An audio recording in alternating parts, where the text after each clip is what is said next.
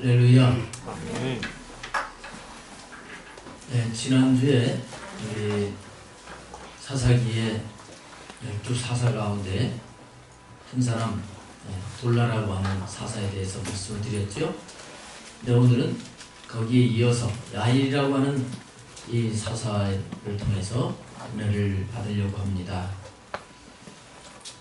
여기 오늘 말씀은 3절 아주 짤막한 가운데 야일 사사를 소개하고 있는데, 그냥 문자적으로 읽으면 이거 뭐 사사라고 해서 그냥 자식만이 낳고 살다가 죽었구나, 본받을 게 하나도 없구나, 이렇게 볼 수 있는 그런 부분입니다. 그런데 성경은 필요 없는 것이 없고요. 하나님이 우리 인간을 통해서 반드시 하나님의 뜻이 그 속에 살아있도록 기록을 하게 하시는, 그것이 바로 성경 말씀입니다. 그래서 우리가 어느 부분을 읽다가 이것이 정말 이해가 안 가구나, 그리고 또 이거 뭐 의미가 없을 것 같다, 그런 부분이 있다고 하면 더 깊이 묵상을 할 필요가 있고, 그리고 더 나아가서 성경을 원래 기록한, 구약은 히브리어로 기록했잖아요. 그 원어에서 의미하는 그런 의미를 살펴볼 필요가 있는 겁니다. 그 원어적인 의미를 살펴보게 되면 이 야일 사사에 대한 말씀은 하나님이 어떤 사람을 쓰시는가 하는 걸 알 수 있는 그런 말씀이 오늘 본문의 말씀이에요. 저는 우리 은광교회 모든 성도님들이 하나님이 너무너무 귀하게 쓰시는 사람들이 되기를 축복합니다. 우리가 하나님을 위해서 살아가는 것이 마땅한 거예요. 근데 하나님은 아무나 쓰시지 않습니다. 하나님이 쓰시는 사람이 있어요. 성경에 보면 많은 사람들 가운데 하나님 보시고 택하여 쓰시는 사람들이 있습니다. 그렇게 하나님이 선택해서 쓰시는 저와 여러분이 되기를 바랍니다. 아멘. 하나님은 어떤 사람을 쓰시는가? 첫째는 겸손한 사람을 쓰시는 거예요. 오늘 3절에 그 후에 이렇게 시작을 하잖아요. 그 후가 뭐예요? 앞에 돌라 사사가 죽은 후에 그걸 말씀하고 있습니다. 돌라 무슨 뜻이라고 그랬어요? 돌라는 무슨 사람이에요? 겸손한 사람이지요. 겸손한 사람. 나는 벌레와 같은 사람입니다. 겸손한 사람. 돌라가 죽은 후에라고 하는 것은 겸손한 사람이 된 후에 이렇게 봐야 되는 부분입니다. 하나님은 겸손한 자가 되게 하시고, 겸손한 자가 됐을 때 하나님은 그 사람을 들어서 쓰시는 거예요. 왜냐하면 교만하면 자기가 했다고 하고 영광을 자기가 다 가로채요. 하나님은 영광을 받기 위해서 사람을 창조하셨는데, 근데 겸손한 사람은 내가 하지 못한 게 아닙니다. 다 아버지께서 하셨습니다. 주님의 은혜로 되어졌습니다.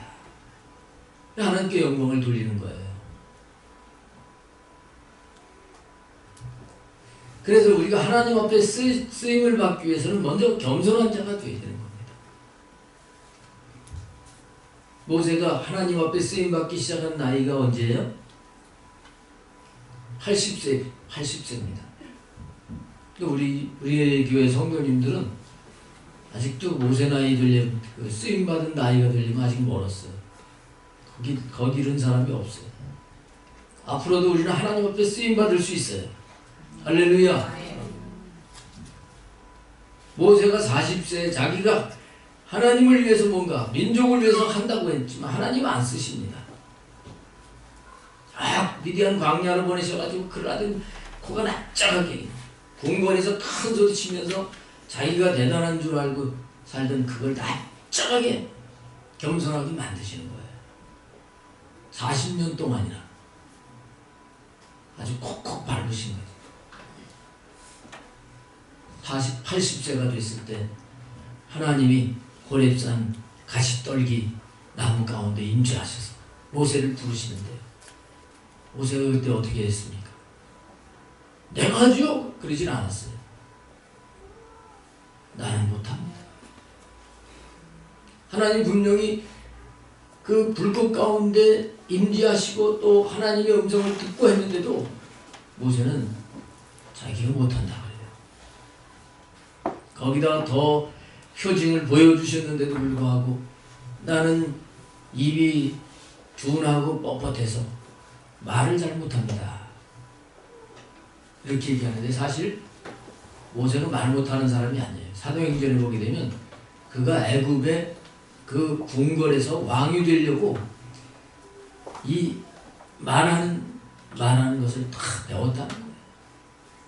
왕이 되려면 말을 잘해야 돼요. 그러나 하나님 앞에서는 겸손하게 나는 못합니다. 이렇게 됐을 때 하나님은 그걸 벌써 보신 거예요. 그 말하기 전에 벌써 40년 동안 그가 겸손하게 된 걸 하나님은 보신 거예요. 그래서 모세에게 찾아오셔서 그를 부르시는 거예요. 그래서 우리는 먼저 겸손한 자가 되어야 하는 것입니다. 겸손한 자가 돼서 하나님을 섬기면 하나님 섬기는 주예를 하는데 힘이 안 들어요. 막 부담이 돼가지고 억지로 막 내가 하려고 하면 힘이 든 겁니다. 주님이 은혜를 베풀어 주시어서 주님이 하십니다. 이렇게 하게 되면 똑같은 일을 해도 해방감 속에서 기쁨으로 주님을 섬기는 자가 되는 거예요. 하나님은 그걸 원하시는 겁니다. 그러나 우리가 알아야 될 것은 뭐냐면 늘 그냥 하나님 나 못해요 그래서 뒤로 빼는 사람이 되서는 안 된다는 거예요. 겸손하게 하나님이 하셔야 됩니다. 저는 하나님의 도구일 뿐입니다. 겸손해야 되지만 우리는 도구가 해야 될 일이 있단 말이에요. 이걸 감당을 못하면 그건 도구가 아니잖아요. 가을에 농사가 수확이 되기 위해서는 농부가 열심히 일을 하는 노력이 있었고 또 농기계가 기계가 요즘 좋은 농기계가 막 돌아가고 그 도구들이 움직여서 가을의 결실을 갖게 되는 것처럼 우리는 하나님의 도구이며 나는 못하고 주님이 하셔야 됩니다 하면서 주님이 이루어 가시도록 해야 되지만 내가 해야 될 것은 뭐냐? 내가 해야 될 것은 내가 정말 그 주님의 능력으로 도구의 역할을 감당하기 위해서 내가 하나님 앞에 기도해야 돼요. 기도해야 돼요. 전적으로 하나님을 의지하고 더 분명하게 주님이 원하시는 대로 그렇게 살아가기 위해서 기도하는 것이 필요한 겁니다. 그렇게 되면 주님의 뜻을 알게 돼서 더 기쁨으로 적극적으로 나 자신을 내어드리는 삶을 살게 되는 거죠. 어떤 분이 자기가 정말 전도가 하나님이 원하시는 것이라고 하는 걸 알잖아요. 여러분들도 아시잖아요. 그래서 전도 좀 많이 하려고 열심히 또 전도를 하고 그랬는데 전도하기가 너무 힘들고 열매도 맺지 않았다는 겁니다. 근데 하나님 앞에 기도를 하면서 하나님 나는 전도할 수 없습니다. 주님이 전도가 되게 해주셔야 됩니다. 전도할 사람을 정말 하나님 지금 구원할 그 사람을 만나게 해주세요. 그리고 그 사람 만났을 때 어떻게 해야 될지를 가르쳐 주세요. 그러면서 매달리며 나는 할 수 없다고 기도를 하는 자세가 됐다는 겁니다. 근데 그 다음부터 전도가 쉬워지면서 전도의 열매를 많이 맺어서 전도를 많이 하게 됐다는 그런 간증을 하는 사람이 있어요. 여러분, 하나님은 우리를 겸손하게 만드셔서 쓰시는 걸 알아야 돼요. 할렐루야. 그 다음에 이어지는 말씀을 보게 되면 그 후에 길르앗 사람 야일이 일어나서 그랬죠. 길르앗 사람 등장을 합니다. 이 길르앗 사람, 여기 이제 원어적인 뜻은 뭐냐면 강한, 단단한, 길르앗이 그런 뜻을 가지고 있어요.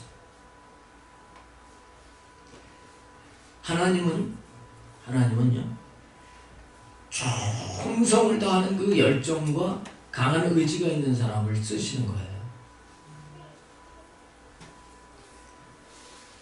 이 길르앗 그 사람들은 원래 마길이라고 하는 사람의 후손들인데 이 사람들이 이제 그 길르앗 지역에서 살았는데 옛날에는 이 한 성읍을 만들어 가지고 살면 외세 공격이 많잖아요.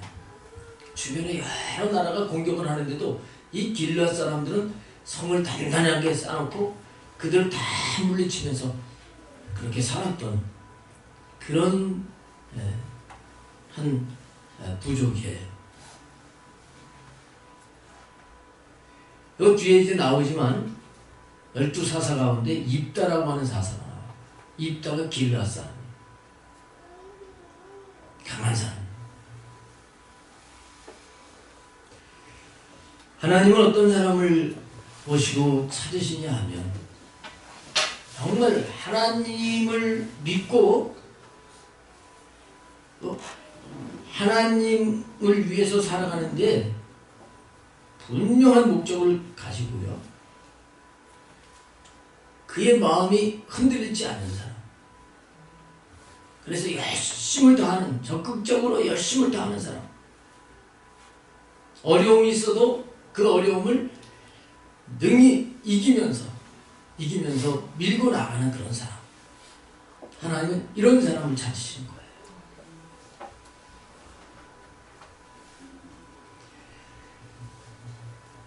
약해가지고 어려움이 오게 되면 주저앉아가지고 탄식하는 그런 사람을 하나님은 쓰시질 않습니다.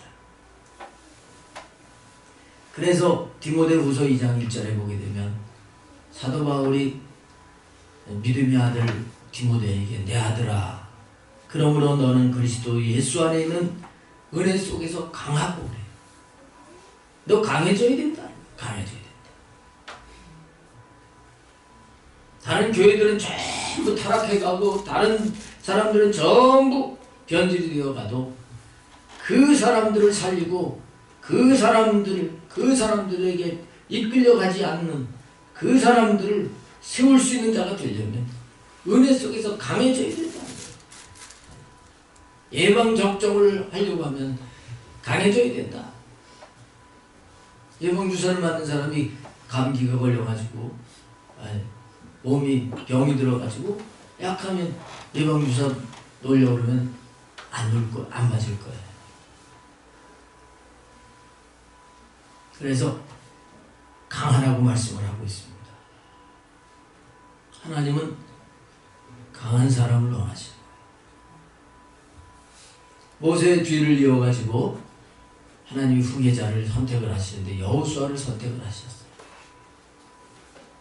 근데 여호수아를 선택을 하셨는데도 불구하고 40년 동안 광야 생활하면서도 그냥 다른 사람 원망 불평을 하는데 불평하지 않고 인내하면서 쭉 따라왔어요. 그런데도 여호수아가 이제 지도자가 될 때 여호수아 1장에 보게 되면 하나님 뭐라고 하시냐면 너는 마음을 강하게 하고 담대해야 하라. 그걸 반복해서 말씀하셔요. 그러니까 강해야 됩니다. 강해야 돼. 겸손한 거하고는 다릅니다.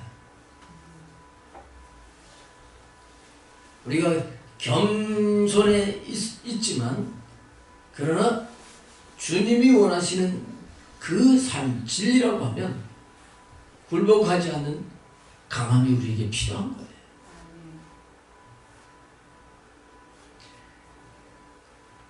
성경은 우리를 군사라고 말씀을 하고 있어요. 병사라고. 병사가 강해야 되잖아요. 적이 쳐들어와서 적이 막 총을 쏘고 폭탄이 떨어진다고 겁이 나가지고 발벌벌 떨고 총도 못 들고 그거는 병사가 아니죠. 총알이 빗발치듯 쏟아져도 대장이 돌격 앞으로 하고 명령을 내리면 그냥 죽더라도 앞으로 나가는 그런 강한 의지가 있는 그 사람이 진짜 병사예요. 하나님은 그런 사람을 보시는 거예요.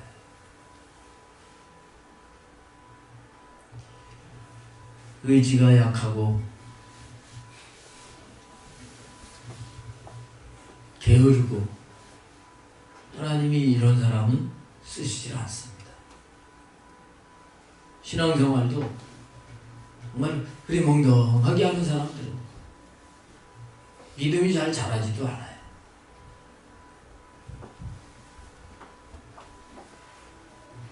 좀 실수가 있더라도 그냥 열심을 내고 이런 사람들이 빨리 변화가 되고 성장이 되는 그런 걸 보게 됩니다. 영성훈련도 마찬가지예요. 영성훈련도 적극적으로 그냥 덤벙덤벙 하면서라도 열심히 하는 사람, 이런 사람들은 되어지는 거예요.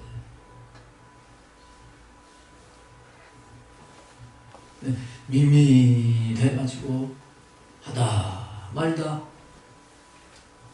그냥 알아서 하시오. 잡아잡수시오. 이런 자세를 가지면 하나님은 그런 사람을 쓰시질 않는 겁니다. 오늘 우리는 이 야일이라고 하는 사사가 길르앗 사람인 것을 기억해야 되는 것입니다. 강한 사람이다 말이죠. 강한 사람이다. 하나님은 이런 사람을 선택을 하셨어요. 이스라엘 나라에 22년 동안 평화가 오게 하는 이 도구로 사용을 하신 것입니다. 그 다음에 길르앗이라고 하는 이 이름의 뜻에는 돌들의 기념물이다 그런 뜻이 있어요. 이게 어디서부터 나왔냐면 야곱이 형을 속이고 외삼촌 집에 라반의 집에 가서 20년 동안 거기서 이제 고생을 하면서 살았잖아요. 근데 20년 동안 외삼촌이 속이면서 이 야곱이 자꾸 부자가 되어 가니까 그걸 그렇게 되지 못하게 하려고 그랬어요. 20년 동안 부자가 되고 하나님 앞에 어느 정도 훈련을 받았을 때 하나님은 다시 고향 가나안 땅으로 돌아가게 하시는 겁니다. 근데 외삼촌이 안 보내주는 거예요. 그래서 밤에 도망을 가지요. 밤에 처자식들하고 자기 소유를 가지고 도망을 가는 거예요. 그때 자기가 사랑하는 아내 라헬이 아버지의 드라빔을 훔쳐가지고 나가는 거예요. 라반이 이걸 늦게 알았습니다. 그래서 막 쫓아와요. 만나게 됐는데 하나님이 밤에 너 야곱을 해치지 말라. 만나긴 만났는데도 해치지는 못하고 너 이렇게 됐는데 그러면 여기서 우리 다시는 공격을 하지 않도록 한 증거를 만들자. 그래서 돌무더기를 거기다가 쌓는 거예요. 돌무더기를 쌓았는데 이 돌무더기를 쌓아놓고 야곱은 이것을 갈레시라 이렇게 불렀습니다. 이거는 하나님 앞에서 증거가 되는 돌무더기라는 건데 이게 뭐냐 하면 자 이제 외삼촌 라반은 더 이상 여기 이상 나를 쫓아오지 말고 나는 이제 가나안 사람이니까 하고서 경계를 세우는 거예요. 만약에 이 약속한 언약의 그 언약을 파기하게 된다고 하면 그때는 죽여도 돼요. 그때는 어떠한 일을 해도 할 말이 없게 된다. 이런 의미가 거기 들어있었던 거예요.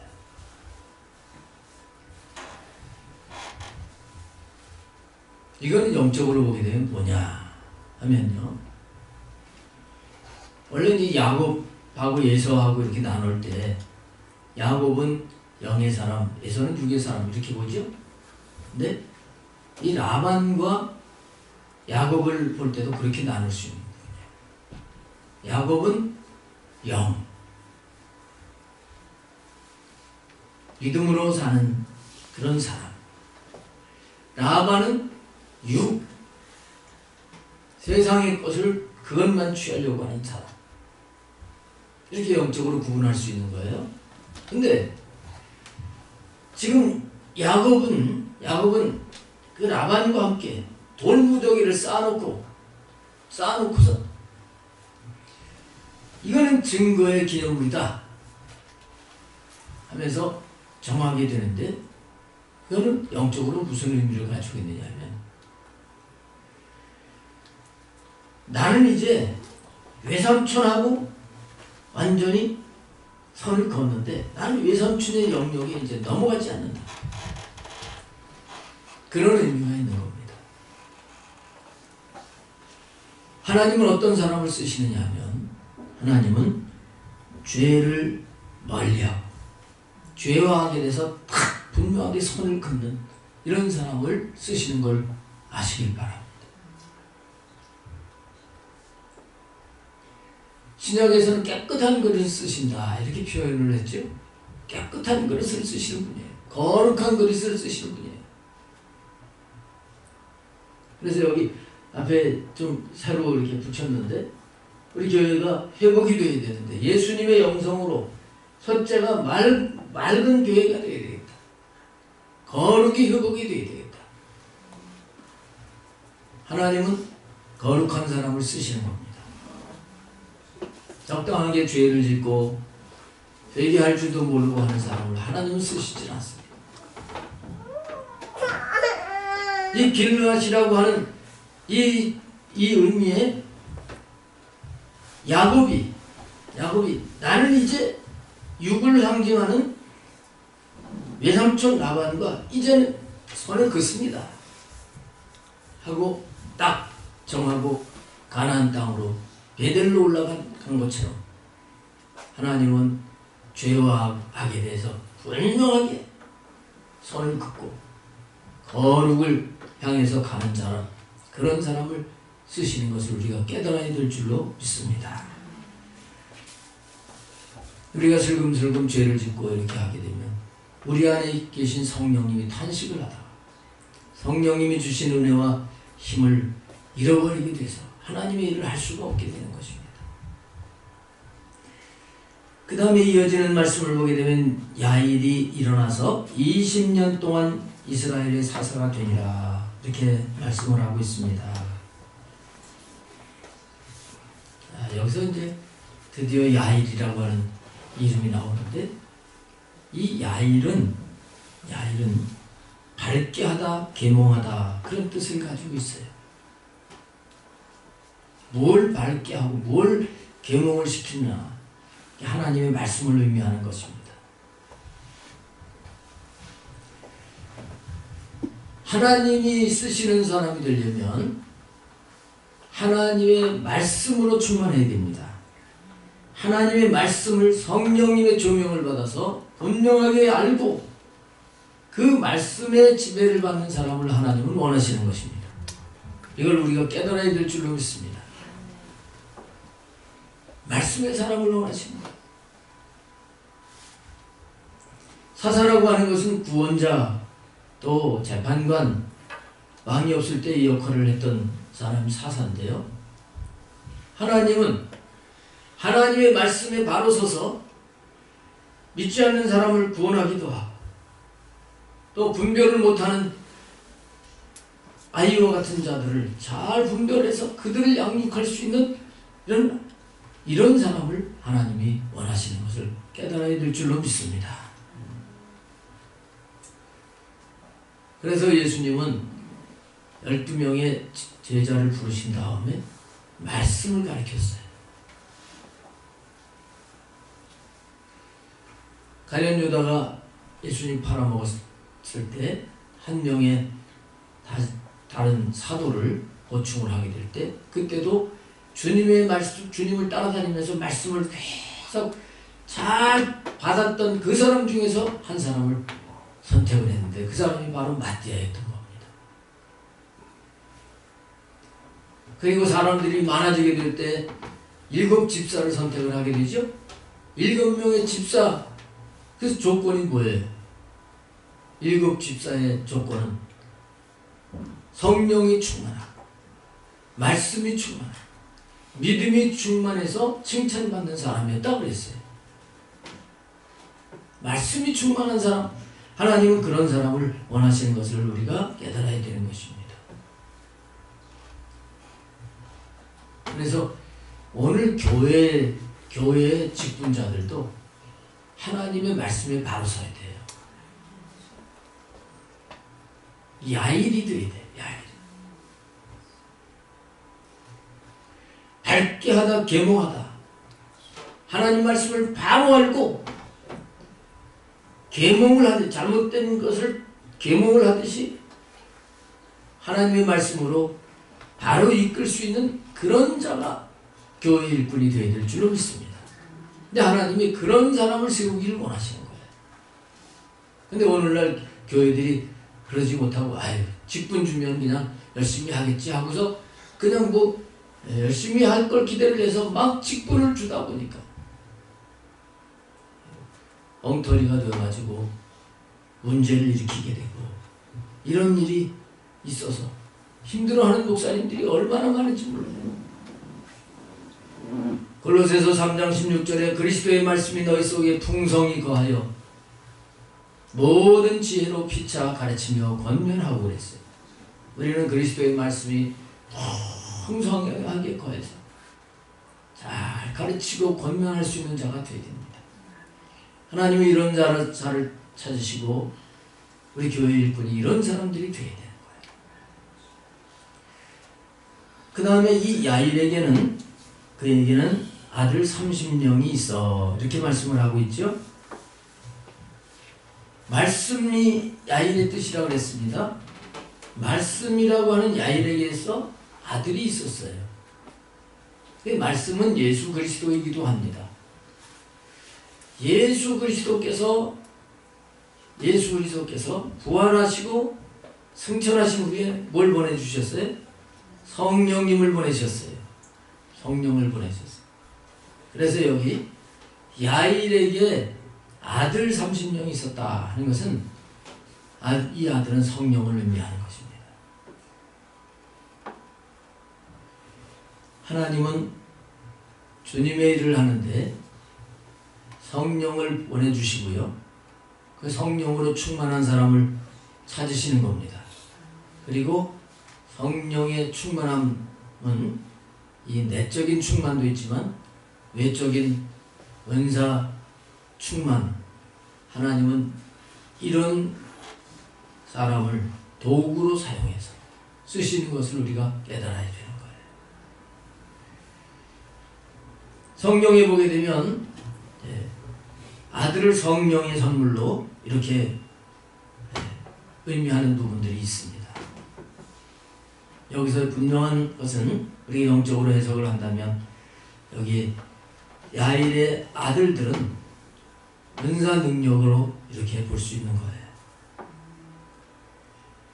하나님의 말씀, 야일을 통해 가지고 아들들이 30명이 났는데 하나님의 말씀에 바로 서서 말씀에 순종을 하는 자에게 하나님은 성령으로 충만하게 하시는 겁니다.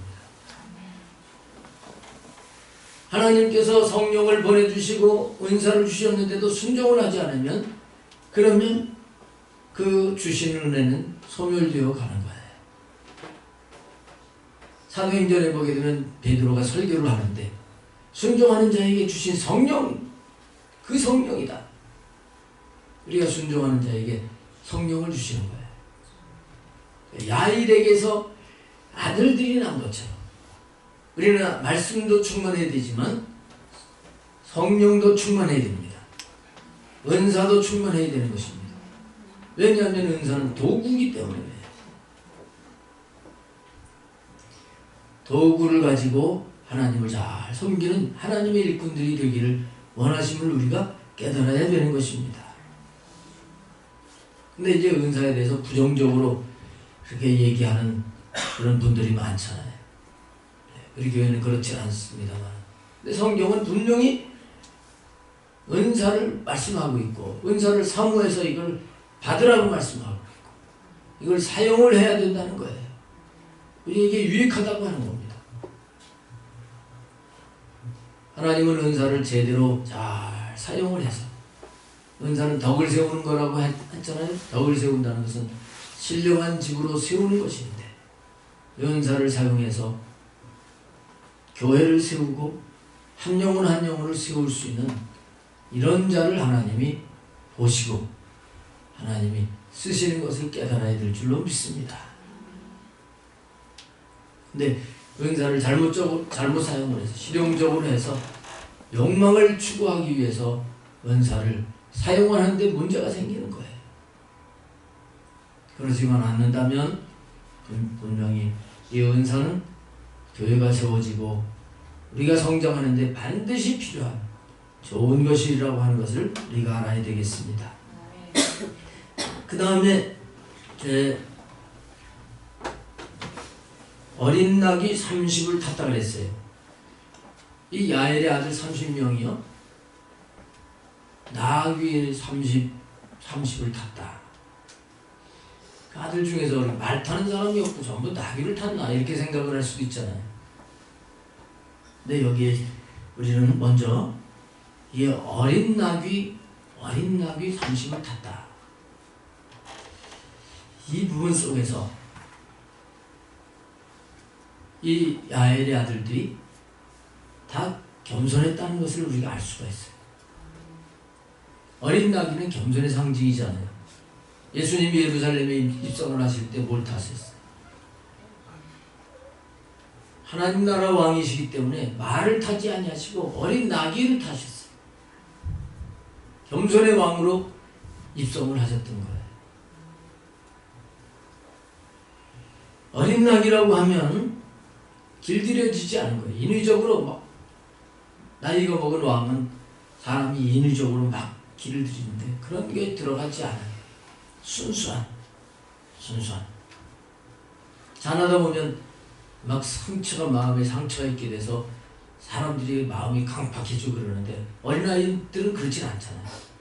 어린아이들은 아직 그런 많은 어려움을 겪지 않았기 때문에 순수하면서 이 마음이 맑다고 할까요? 그런 상태잖아요. 하나님은 이런 사람을 쓰시는 거예요.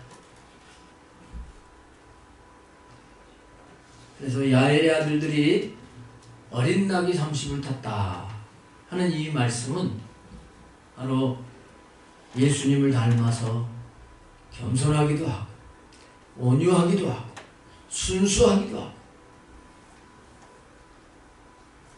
그리고 말보다 훨씬 싸겠죠. 그래서 근면하고 정직하고 이런 부분들이 의미가 된 그런 말씀이 되는 거예요. 이걸 이제 한마디로 하게 되면 성령의 9가지 열매다 이렇게 볼 수 있어요. 우리 은사 능력도 충만해야 되지만 우리는 주님을 닮아가지고 성령의 열매를 맺어야 됩니다. 성령님 안에서 사랑의 열매, 희락의 열매, 화평의 열매, 오래 참음의 열매, 충성, 온유, 절제 이런 열매들을 하나님은 맺어가는지를 보시는 거예요. 하나님이 이런 사람을 쓰시는 것을 우리가 깨달아야 될 줄로 믿습니다. 그 다음에 이 어린 나귀를 타고 다니는 야엘의 아들들이요, 성읍 30을 가졌는데 그 성읍들은 길앗 땅에 있고 오늘까지 하봇 야일이라 부르더라. 이렇게 말씀을 하고 있습니다. 성읍을 하나씩 가졌던 거죠. 30을 가졌다 하고 말씀을 하고 있어요. 자, 여기서 우리는 이 성읍이 뭘까 하는 걸 깨달아야 되겠는데, 이 성읍은 오늘로 말하면 교회로 봐야 되는 것입니다. 교회. 옛날에 성읍들은 산 위에다가 세웠죠. 적이 공격하기 힘든 그런 산에다가 이제 요새를 만들고 거기서 살았습니다. 근데 예수님께서 산 위에 있는 동네를 비유를 해가지고 믿는 사람들이 세상에 빛을 비치고 이렇게 살아야 된다는 걸 말씀을 하셨는데, 그래서 이제 예수님 당시에도 예수님이 회당에서 가르치신 것을 볼 수 있고요. 예수님이 승천하신 후에, 성령님 오신 후에 회당 그리고 교회를 세워가지고 그 교회를 중심으로 해서 복음을 전하고 사도들, 집사들이 주님을 섬겼던 것을 볼 수가 있습니다. 우리가 하나님의 일을 하는 데 있어서 교회를 중심으로 해야 되는 것입니다. 이거는 더 중요한 부분입니다. 왜 그랬느냐? 교회는 주님의 몸입니다. 교회의 머리는 주님이시고요. 주님이 피로 값을 사서 세우신 게 교회입니다. 그래서 이 교회를 중심으로 해서 우리가 주님을 섬기는 자가 되어야 되는 것입니다. 주님의 일을 하는 데 있어서 교회 중심이 아닐 수가 있어요. 근데 그것은 그렇게 바람직한 것이 아니라 볼 수 있습니다. 사실 교회에서 정말 교회에 모여서 초대교회처럼 막 뜨겁게 기도하면 따로 기도원 갈 필요가 없어요. 그렇죠? 따로 기도원 갈 필요가 없습니다. 잘 모여서 기도하지 않으니까 또 기도원에 와서 거기서 다른 걸 충족하려고 하고 그런 모습을 보이게 됩니다. 구제 봉사도 마찬가지입니다. 선교도 마찬가지예요. 교회 중심으로 되어져야 되는데 교회 밖에서, 이 교회에서 감당을 못하니까 교회 밖에서 선교단체가 생기게 되고 봉사단체가 생기게 되고 그러는데, 가장 바람직한 그런 주님의 일은 교회를 통해서 이루어져야 된다고 하는 것을 우리가 분명히 할 수가 있어야 되겠습니다. 예수님께서 제자를 부르신 다음에 그들에게 말씀을 전하시고 훈련을 시키시고, 그리고 성령을 받기 전에는 예루살렘을 떠나지 말라고 하십니다. 이건 뭐냐 하면 먼저 하나님이 원하시는 대로 되어져야 된다. 먼저 영성이 되어져야 된다. 이걸 말씀하신 것인 줄로 압니다. 우리는 정말 교회를 중심으로 하나님을 섬기되 우리가 먼저 하나님 앞에 바로 세워지려고 하는 자세가 있어야 되는 것입니다. 그러지 않으면, 제대로 영성이 되지 않으면 직분을 맡아가지고 교만하게 되고 마귀 심부름을 할 수밖에 없습니다. 그 다음에 여기 하봇 야일이라 부르더라 이렇게 말씀을 하고 있는데, 이거는 야일의 성읍이다 그런 뜻이에요. 하봇 야일이라고 하는 건 야일의 성읍이다. 이 성읍의 이름이 분명했다는 거예요. 아들 30명이 어린 나귀를 타고 30성읍에서 살지만 그 성읍을 하봇 야일이라 했다. 야일의 성읍이라고 했다. 이상하죠? 아들들의 성읍이, 아들들의 이름이 쭉 있어서 아들들의 이름 이렇게 해야 될 텐데 그렇게 하지 않고요. 성읍의 소유는 야일일 거다. 이렇게 했다는 거예요. 자, 오늘 우리는 이 부분 속에서 그러니까 성읍이 뭐라 그랬죠?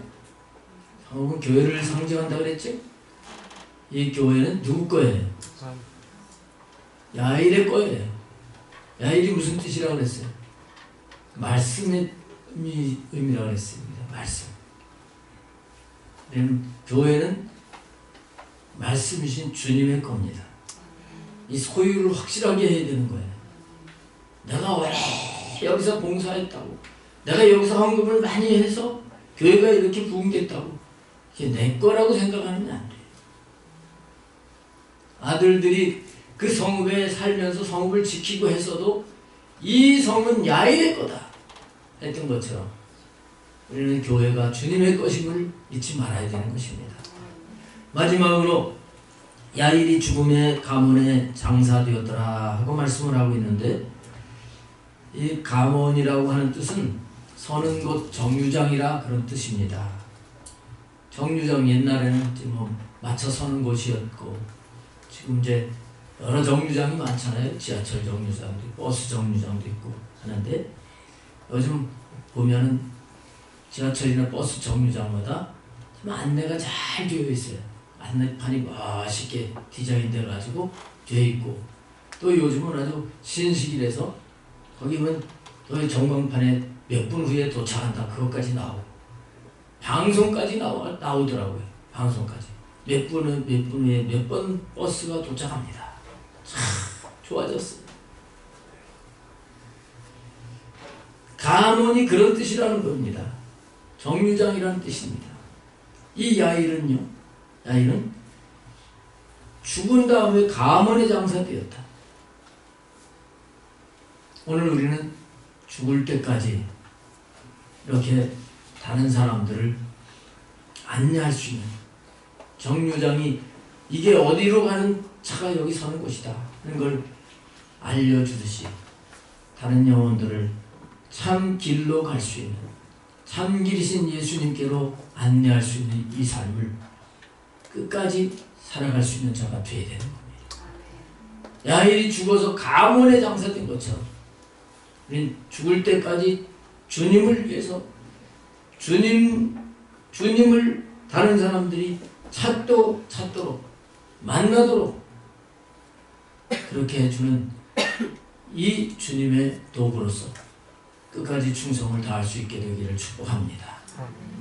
오늘 하나님이 쓰실 사람을 찾으시는 거예요. 우리 모두가 하나님이 기뻐하시는 그런 아름다운 존재가 되기 위해서 아름답게 되어져 가야 될 줄로 믿습니다. 기도하겠습니다.